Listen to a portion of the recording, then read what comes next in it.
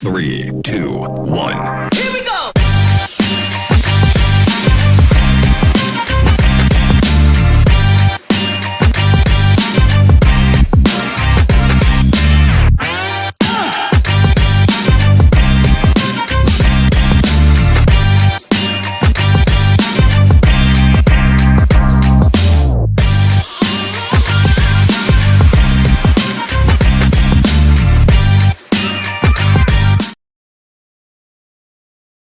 Well, good morning, good afternoon, everyone. Welcome into another exciting Exploring by the Seat of Your Pants broadcast with us. If you are joining us for the first time, like some of our speakers and kids are today, we are all about bringing conservation, adventure, and science into classrooms around the world. And you're in for such a treat today because today we get to do my favorite kind of thing, which is go on a virtual field trip. It is amazing having scientists and explorers come in, share their past stories, and we do a lot of that. 90% of what we do is that. But every time we get the chance to go into a live place and see amazing animals up close in person, it's always extra special. So thank you all, and I hope you enjoy as much as I certainly will.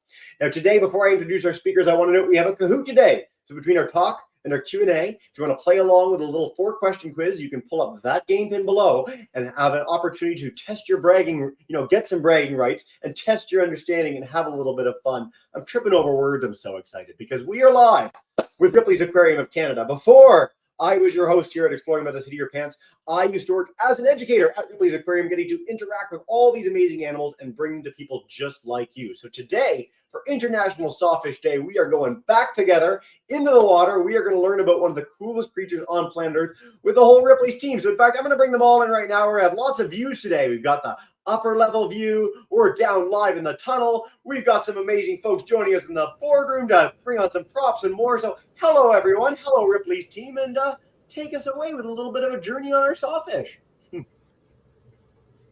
So hi, everybody. My name is Jackson. And I'm Alishwa. And we're educators here at Ripley's Aquarium of Canada.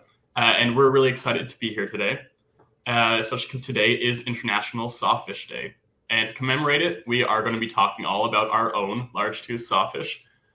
While we do that, our aquarists are going to be doing a feeding that will begin in the next 15 minutes. So we'll be feeding our sawfish as well as some of her tank mates.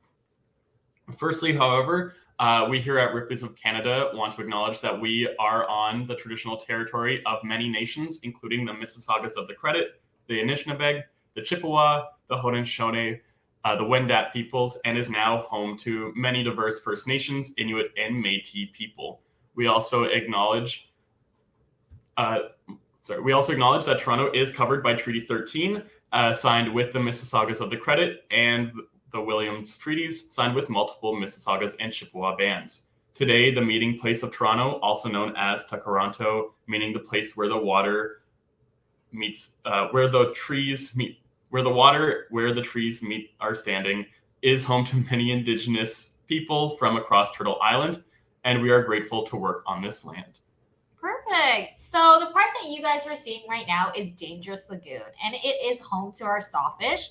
It's the largest habitat that we have at Ripley's Aquarium, with just over 3 million liters of salt water, which is almost 800,000 gallons. It is home to a lot of our iconic animals here at Ripley's Aquarium. So if you're wondering where our sea turtles are, Chewy, Spot, and Schooner, and our largest sharks, some of our stingrays, and of course our large-toothed sawfish.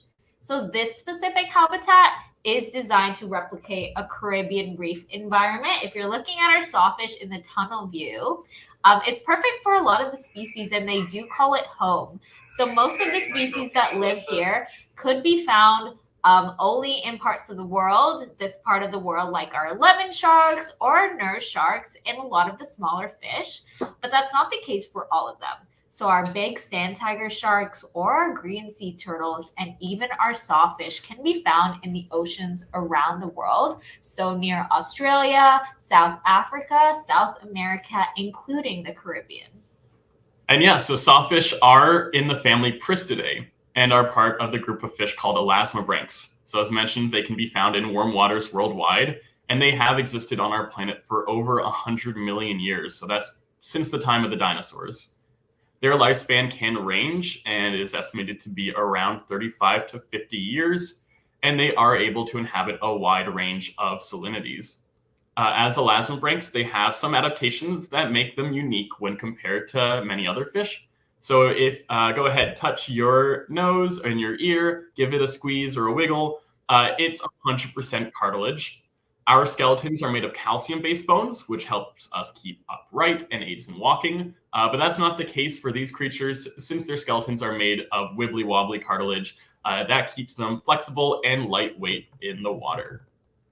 So we also have a rostrum. If you're not sure, when you look at our sawfish in the tunnel, that part that's kind of sticking out at the front, that's her rostrum, and it's a really distinct key feature in sawfish.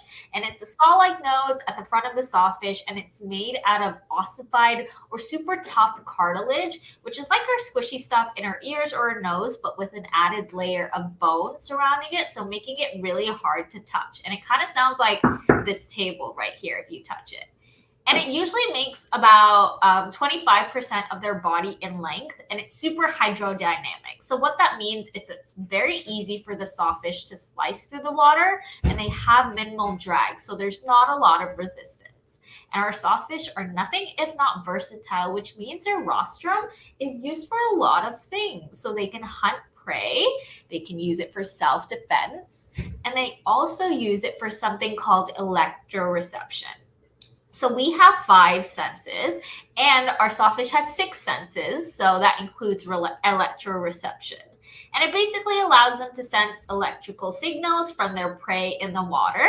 So say a small fish is swimming by, they lie in wait and they sense its heartbeat, and then when it gets close enough, the sawfish will attack. This can be done super effectively with their rostrum. And lining their rostrum, if you look very, very close at our sawfish, you'll see that she has 2 rows of rostral teeth. And they can have anywhere from 14 to 37 on each side. And they can be used to club fish, either paralyzing them or incapacitating them or killing them instantly, making them ready to eat. So very yum. Some people may look at our sawfish and think shark, because she lives with the sharks, she kind of looks like a shark, but they would be wrong. So even this morning, I heard it referred to as a saw shark, but that's a completely different species. So what are sawfish really, Jack? So sawfish are actually a type of ray. As mentioned, sawfish are in the group of fish called elasmobranchs. This group does actually include sharks, but it also includes rays. So rays are a group of flat-body elasmobranchs that includes stingrays, manta rays, and of course, our sawfish. You can really see the family resemblance when our sawfish swims over the glide path. Just like a stingray, their gills, mouth, and nostrils are underneath their bodies. Just like our stingrays, sawfish like to lie on the bottom of the habitat. And to help them breathe while they're down there, they have these 2 holes on the tops of their heads near their eyes called spiracles. These help pump water to their gills when they're lying on the sand. We have quite a few different types of rays here at the aquarium. There are 6 species of stingray. So those are our 2 species of river ray, our cownose rays, spotted eagle rays, and our southern and rough-tail stingrays. We also have brand new rays, our devil rays. These guys are part of the Mobula ray family, which includes our well-known manta ray. Now with our sawfish, that makes 8 species of ray in the aquarium. Sawfish as a group are pretty easy to tell apart from the rest of the rays, thanks to their big saw face. But there's more than 1 species of sawfish, and telling them apart is a little bit more tricky. So like Jack just said, there are 5 different species. We have our large tooth sawfish, which we'll talk about in a second. But the different sawfish species in the world include our dwarf sawfish, which is the smallest sawfish species, a green sawfish, which on average has the largest rostrum, or that nose that kind of protrudes from it, and our narrow sawfish, also known as a knife tooth, our small tooth sawfish, which is the only one that lives in the Atlantic Ocean, and finally our large tooth. So the green, the small tooth, and the large tooth are pretty big, and they'll range in size from about 5 to 6 meters, whereas the dwarf and the narrow don't nearly get as big. So it's easy to tell them apart just based on that.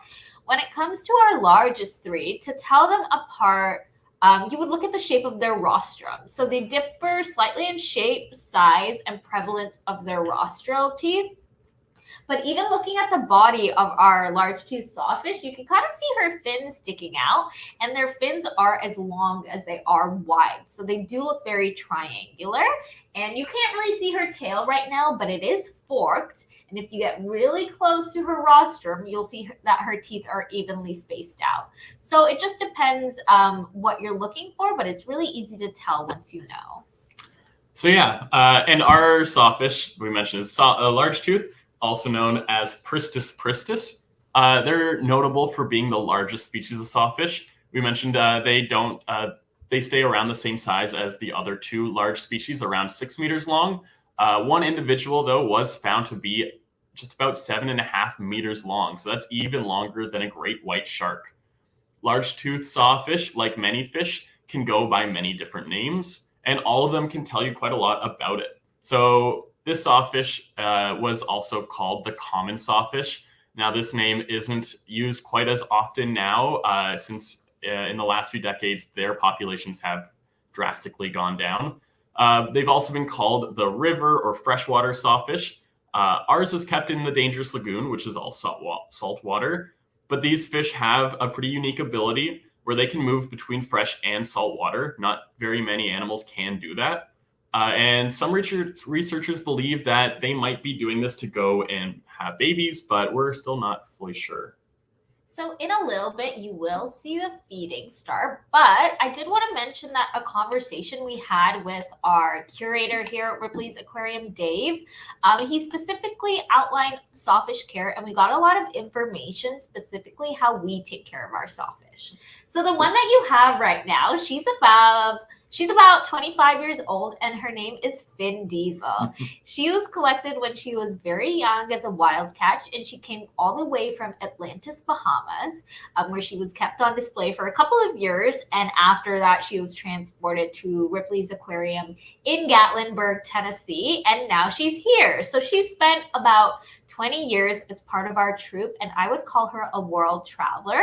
From a holding tank to 3 million liters of salt water in dangerous lagoon, she's definitely getting very used to a lot more stimulation, and even just existing as she is a very enriching for her because there's a lot of animals surrounding her, there's a lot of artificial coral, and she's getting really good at swimming.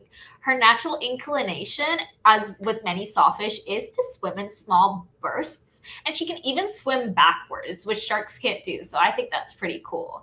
And as ambush predators, they will bury themselves in the sand if they need to, and they swing their saws in a side-to-side kind of motion at any unsuspecting fish.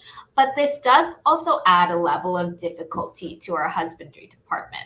So her instincts are to swipe the poles that we use to feed her.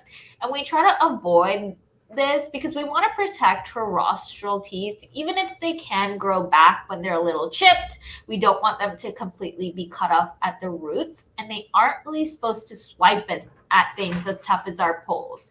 We don't want them to break during our feeding, even though she has kind of broken a few. And as far as feedings come, sawfish have a seasonal interest in food corresponding with mating. So during late fall, their appetite can decline when they aren't focused on reproduction. And we want to make sure that she's all bulked up during spring and summer, so she's strong enough to give birth during April and May if she has to. And since each sawfish that we get is so individual, feeding can be a little bit trickier. But when our divers go in, they're really good at recognizing her posture, for example. So sometimes you'll see her with her rostrum upwards to ward off predators. So our divers will always approach head on to make sure that we're not startling her. So as I mentioned, at one point, this sawfish was called the common sawfish, and unfortunately that has changed. At one point, these sawfish were classified as global fish residing in 92 countries worldwide. Nowadays, they are extinct or virtually extinct in more than half, only being found in around 42 countries. As of 2021, the IUCN has classified them as critically endangered.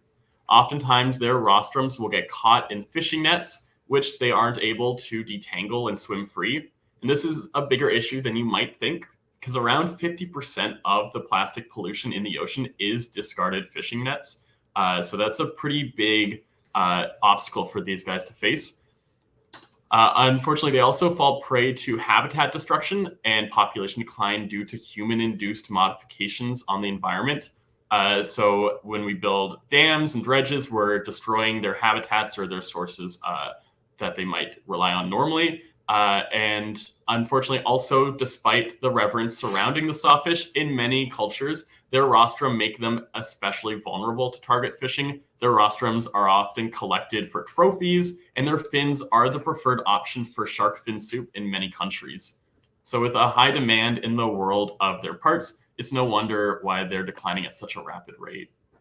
So when we're talking about the planet, ecologically, sawfish are also really important. They're what we call apex predators in an ecosystem, which means top predators. So if there's ever sick or injured prey, they're in charge of cutting them out, and taking them out of the ecosystem can cause a disruption, causing a trophic cascade, which basically means the ecosystem will collapse. But thankfully, as time goes on, sawfish are being more and more protected. Specifically in trade and display, they're highly regulated within public aquaria and are the only shark or ray species listed on the Convention of International Trade in Endangered Species, also called CITES. So this makes international trade of their fins and their rostrum much harder, so it diminishes the supply overall. But if we're talking about ourselves, we also have a personal responsibility to do what we can. And this is where citizen science comes in. So if you've never heard of citizen science, it's things that you guys can do yourselves in order to make an impact. So places like the Florida Museum of Natural History have actually established an interactive sawfish tracking database. So it's an interactive online website, and you can assist in sawfish conservation methods just by existing. If you see a sawfish anywhere in the world, you can leave your name, the date that you saw it, the time that you saw it, the location of the encounter, how many sawfish you saw, the size, and its behavior. And this will help just everyone know where the sawfish are in the world and how often we see them. So along with our sawfish today, the different species of shark are going to be fed later on today. This includes our lemon sharks, sand tigers, nurse and zebra sharks. Our largest sharks are our two female sand tiger sharks. They weigh around 450 pounds each. And oh yeah, there they are. And like many of our animals, including our turtles, and octopus, and some of our rays, our sharks are target trained. If you look closely, you'll see that we do turn off the jets of water that help aerate the water for our animals when we're doing our feeding. So we'll turn off the jets, let the water stay very clear. This is a signal to our animals that it's time for feeding. Our husbandry team will be gathered around the catwalk of our habitat, and they'll be putting sticks with symbols and using sounds to signal to our animals it's time to eat. For some of our sharks, we're using symbols like the Superman symbol, some other famous symbols that we'll put in the water. And once the sharks see that, they'll come up and touch the target, and that's when they get fed. Someone will also be above keeping track of which shark eats what. So it's important for our aquarists to know which shark and which animal is which. So they're all very good at telling all the animals apart and knowing them by name. We go through quite a lot of food here at the aquarium, just around 800 pounds of restaurant quality frozen seafood every week. 60% of that ends up in the dangerous lagoon. It's then prepped in several ways to accommodate the different species. Our sharks are pretty spoiled. We actually have to remove the heads and tails of the fish and the pens, kind of the backbone of the squid, for our sharks and sawfish. We do also feed them more often than they would in the wild. So they do get a little bit picky. In human care, animals can develop preferences for food, and our sharks are definitely partial to our squid. Our sharks, stingrays, and sawfish eat a lot of the same things. We'll give them stuff like mackerel, herring, bonito, crab, squid, shrimp, just a wide variety of different seafood to help keep their diet nice and varied. We'll feed our sharks three times a week. Now, this might not seem like a lot, but that's a lot more than they would eat in the wild. Most species of shark only end up catching prey once a month. This might come as a surprise since we do imagine sharks as being bloodthirsty killing machines, but they aren't as good at hunting as we always expect. In fact, in the wild, more than half of hunting attempts end in failure. And that's true for most predators. Even lions, for example, only have a successful hunt around 30% of the time. So even though they don't succeed most of the time, sharks are still some of the most efficient predators on the planet. Now, there is a lot of information that we shared with you guys today. And at Ripley's Aquarium of Canada, we believe in conservation and education. So we challenge you to share some things you learned about sawfish or anything else you learned today with someone who wasn't here today. Because the more we know about fin diesel and her kind, the more we'll care about them. Thank you so much for listening. And now is actually a great time for us to show you a couple artifacts that we have. Fantastic. Let's check them out together. Then we'll dive in with our Kahoot, and then we'll have some time for some epic feeding together as we do our Q&A. But looks like you've got an awesome sawfish rostrum right there. Show us and tell us more. Yeah, so this is a dwarf sawfish rostrum, and this is a working aquarium. So sometimes the feedings do happen a little later. I've been told that they're a little delayed right now, but in the meantime, we do have a couple artifacts that we can show you. So this one has about 14 or 15 rostral teeth on each side. And like I mentioned before, a dwarf sawfish is the smallest species of its kind. So they'll have 14 to 37 of these teeth, depending on how big or the different species of sawfish. So as you can see, this is a little bit smaller. If I had a large tooth, it would be like much bigger. Yeah, a little bit bigger, but it can still work. If I did move it side to side, it would be very aerodynamic. And if I put it into the water, there would be absolutely no resistance. Very easy to kill fish and very good. Yeah. I have a couple other things here. I've got a stingray jaw. So we don't have a sawfish jaw, but sharks, stingrays, and sawfish obviously are very closely related. And sawfish's teeth are most similar to stingray's teeth. So this is a stingray jaw. And one thing you'll notice about it, they don't have very distinct teeth. Instead, it's more of a plate of bumpy scales that run along there. And this is because stingrays and sawfish, they're using their teeth to actually grind up and chew food. So their teeth are a lot more like our molars, especially stingrays. They love eating stuff like crabs and clams. So crunching through that hard shell is really important. I also have a shark jaw here.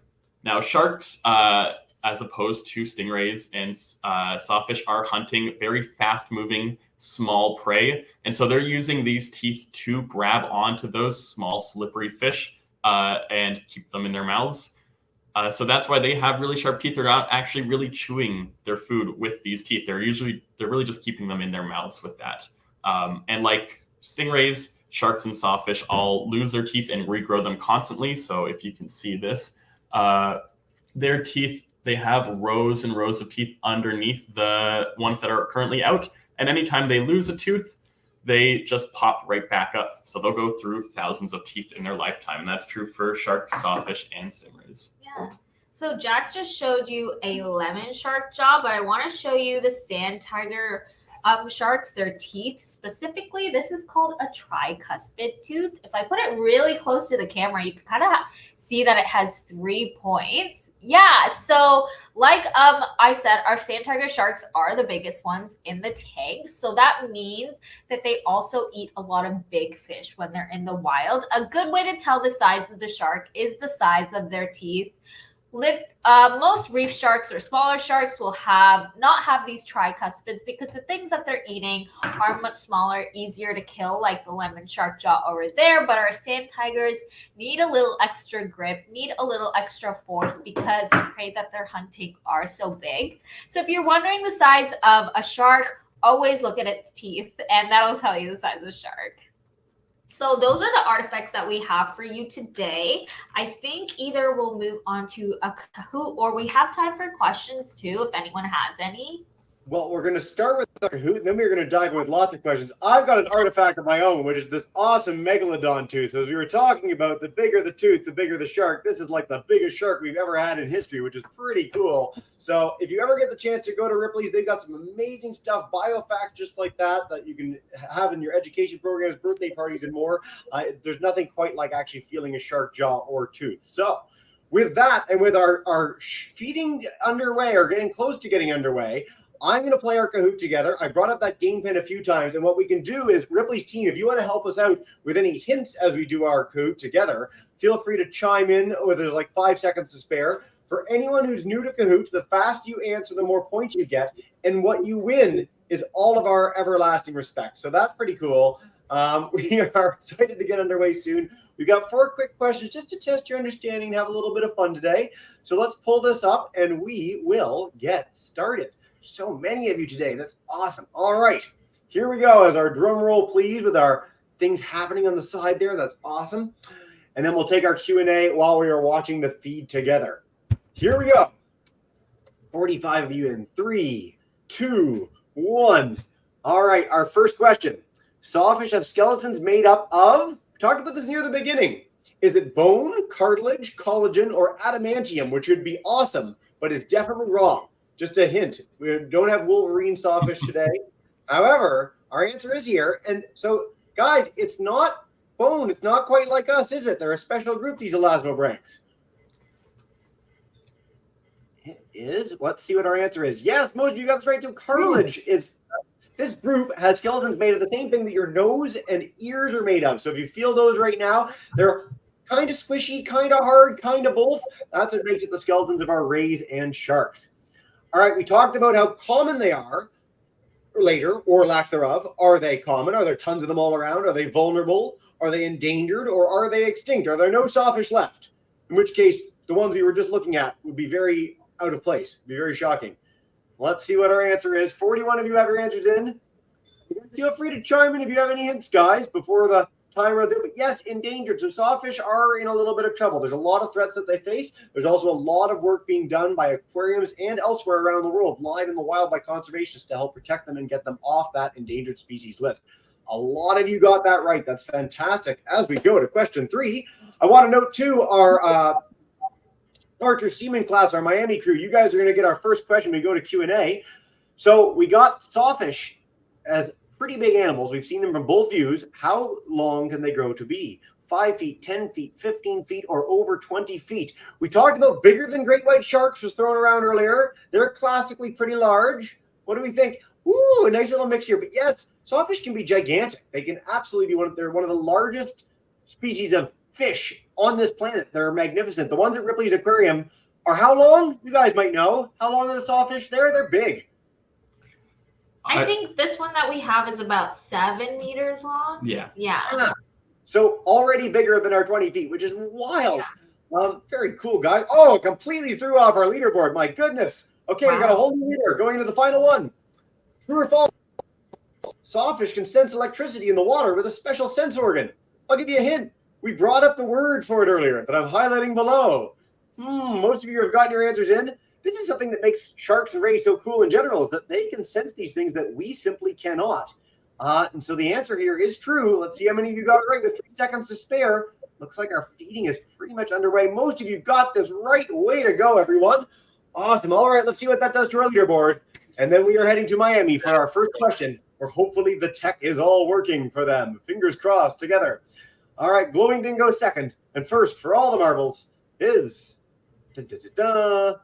All right, Amazing Koala, way to go. If you are any of these folks, let us know. We'd love to hear from you. That's fantastic.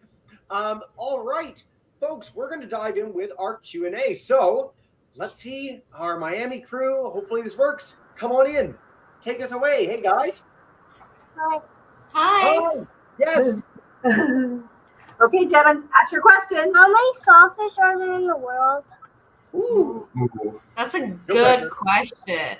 So we did mention that they are critically endangered, which means there aren't that many sawfish in the world. I would say about half of as many as used to exist now. But as for a number, I'm not sure. Yeah.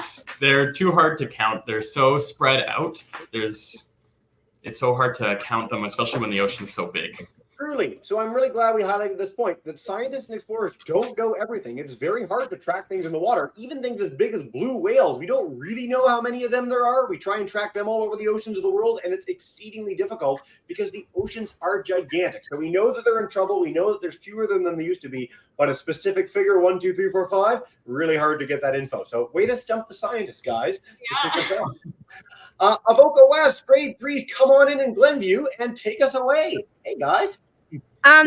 So, is it possible that maybe the sawfish just move out into the ocean where we can't track them? Great question. Well, the sawfish like hanging out in the bottom of the ocean, so they don't really like hanging out right in the wide open ocean. They like to sit down at the bottom. So a lot of the ocean isn't really very friendly to their lifestyle. So there's only a limited amount of space that they really like to live. But it's definitely possible that there's a lot that we have missed, but they've definitely moved away and disappeared from the spaces that we would expect them to live. Yeah. Oh, go ahead. Sorry. Yeah, I was just gonna say, like, a cool thing about sawfish is they can live in freshwater places. So a lot of people might even spot them in estuaries or smaller river places. We don't know why they do it. Jack did mention that maybe that's where they want to have their babies because there's not that many big predators in freshwater places, so the babies can live, survive. But sawfish kind of like do like to hang out at the bottom of the ocean, but they can enter freshwater if they absolutely need to. But I love this question because we've actually had this in a variety of ways in a lot of our ocean broadcasts. And I think one of the misconceptions here is that everything in the ocean is the same. Oh, if we can't find them here, why aren't they over there? Why not in the deep ocean? Why not on the other side of the ocean? Ocean's made up of lots of very different habitats. Just like if you had to walk from a desert and then suddenly you were in like cold Arctic areas, that's a totally different environment. And so you have animals that actually can't cross those borders and have to stay in a specific area. So when they disappear from somewhere, it's not like they can just swim to much deeper or open water. Maybe there's no food for them there. Maybe the temperature's not right. Fish in general are quite sensitive. So you'll have fish that will literally not leave a certain current because that current is 1 degree warmer than the ocean around it. So it's just worth noting as we think about animals moving around the world in general, it's harder than a lot of us realize. People have the ability to put on extra clothes or take off clothes or build a house around us. Fish and other wildlife don't have that option. And so I really love that thought for the question. Thanks, man. All right, we're heading to Ottawa. Miss Swan's class, grade 6s, come on in and take us away. Hey, guys. Oh, wants to work. There we are. Hey. Oh, unmute. What type of fishes? Louder. Come closer and louder. What type of fishes do they eat? Yeah, so they like eating a whole bunch of different fish. They're not the pickiest animals, and because they can be found all over the world, they're going to be eating lots of different small fish species. Yeah, the ones that we have here. So it depends on like the day. So we will feed the sharks Tuesdays, Thursdays, and Saturdays.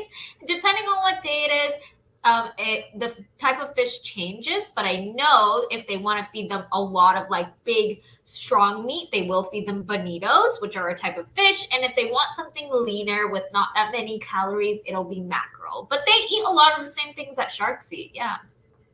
Cool. Nice question, guys. I love when we get this at Ripley's, especially in the midst of feeding time. We're going to head back to all our classes for another round. YouTubers, feel free to chime in. We'd love to hear from you as well. But let's head back to our Miami crew to kick us off. Come on in and take us away. Hey. Hi. Hi. How old can a sawfish live for? Ooh. That's a good question. Yeah. Well, ours, I think they can live to be about 35 to 50 years old. Ours right now is about 25 years old. So she's about halfway through her life. Yeah. I also love this question when we get it for zoos and aquaria, because I think a lot of us instinctually think that maybe the animals would live less time at places like this. And quite often it's the exact opposite. In an aquarium like Ripley's, it's the highest standard of animal care. You can look up something called CAZA or AZA accreditation when you go to a zoo or aquarium around the world. And what that means is that they've got the best people like our aquarists coming out to feed them, taking care of these amazing animals. And so what we'll find is that at places like Ripley's, the animals will actually live longer than they would in the wild. There's nothing that's going to come eat them. They've got great health care. They've got great food. It's kind of peachy, actually, in a lot of ways. And I'm glad we get to feature that in these broadcasts. good timing, everyone. We're about to go with our feeding, which is awesome. So as we're doing the feeding, I'm going to bring in our Avoca West class. And if you guys want to share a question while we get ready here, take us away. Hey, guys. If they catch their prey with like that nose part, how do they eat, like get it in their mouth? Yes, if it's like stuck on the edge, what's going on?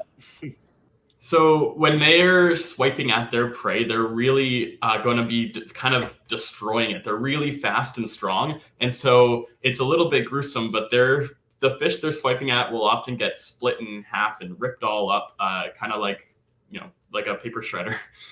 So the little bits will fall down and then they'll eat that. But it's very possible that, a fish could get stuck on their teeth. They are very sharp. In which case, I'm sure cleaner fish would come around and pick off that from them. Yeah, I love the physical demo. Thank you very much for that. So I'll just take that guy off and come and take a little bite of him. It's kind of gruesome, actually. It's kind of a savage way to get something, but I like the thought behind that question. That's fantastic, guys. All right, Miss Swan's class, you guys don't need to ask questions, but Jack, come on in. Unmute your mic. Take us away. Hey, guys. Welcome back. Oh, there we are. Come on up, but then unmute. Hey, Spider-Man. Are sawfish only found in warm climates? Ooh. No, it depends on the sawfish.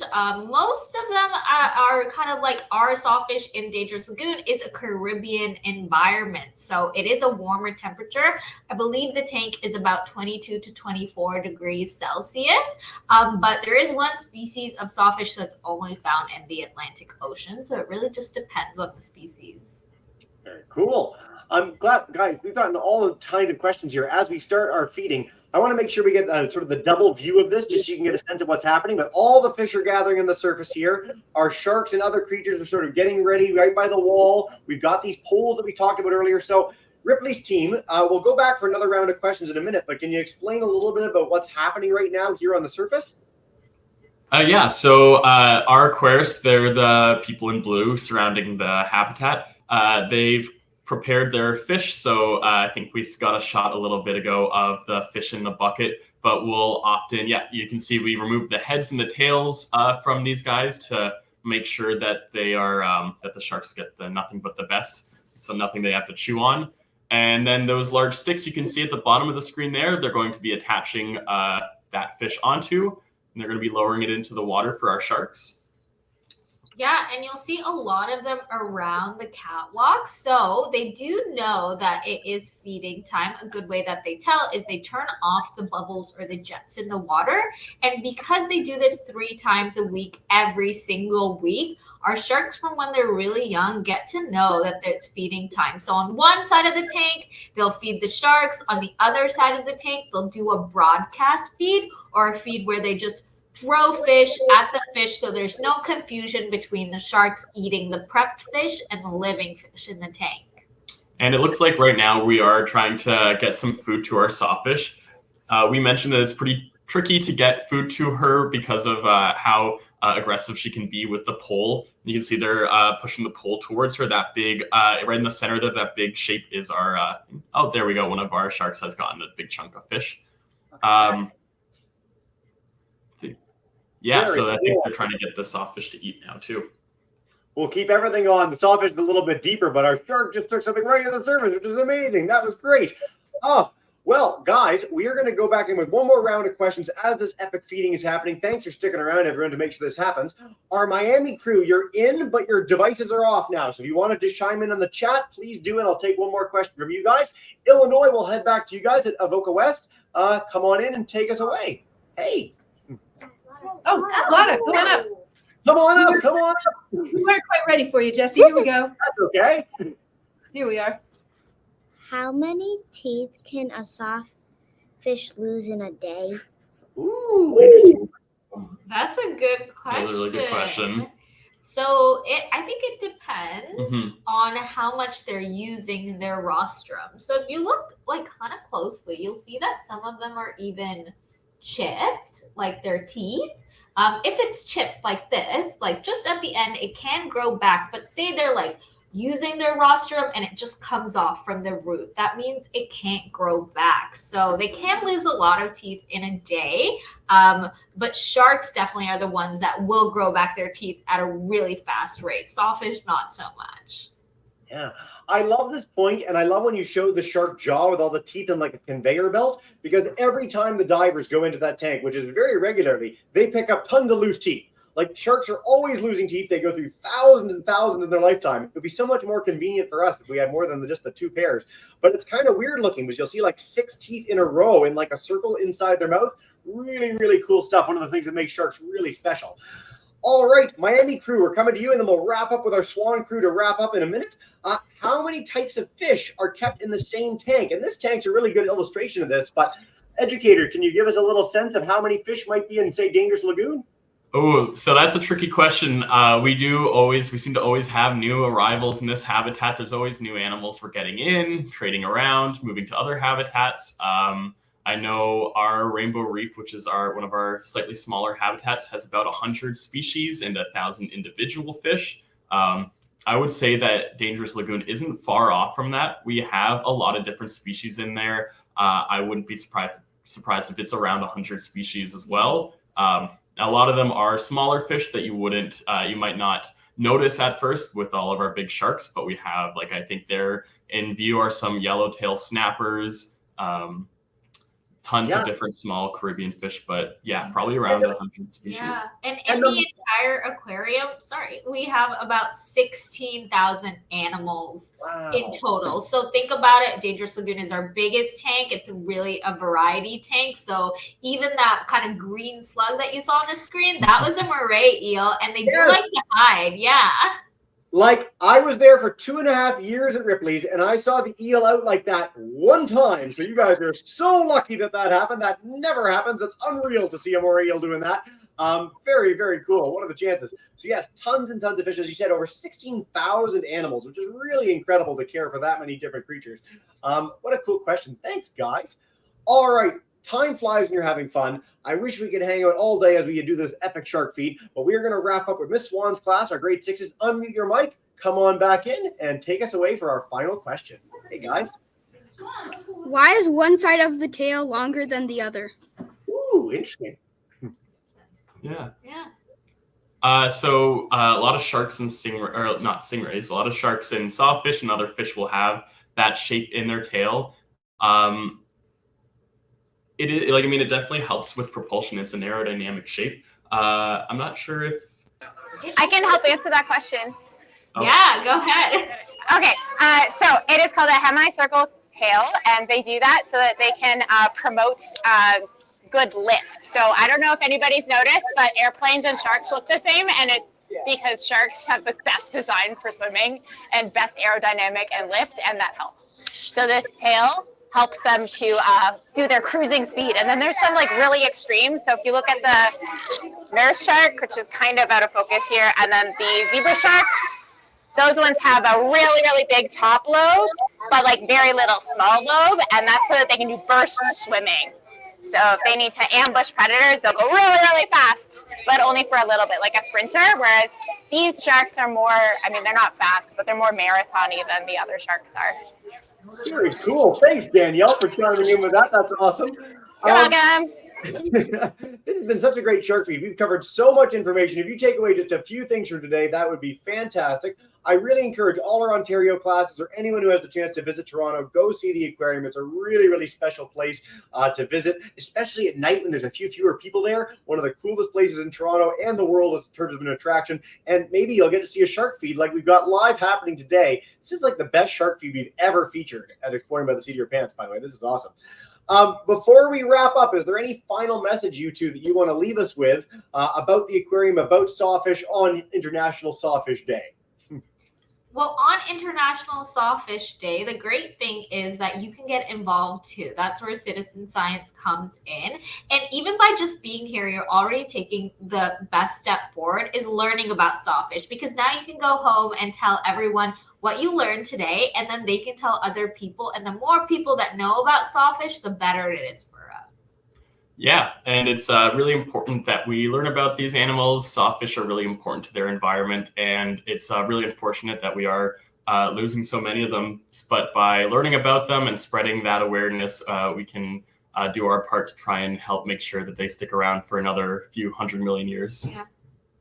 Outstanding, guys. Thank you so much for your time, your expertise, taking time out of the busy schedule that you've got so many people there today to do this with us. It really, really means a lot. What we do to end every broadcast, I'm going to bring in all our classrooms to say a big thank you and farewell. Please do stick around, you guys, after we're done. But I'm going to bring in our Avoca West grade 3s, Miss Swan's class. Unmute your mic. Thank you so much, everybody.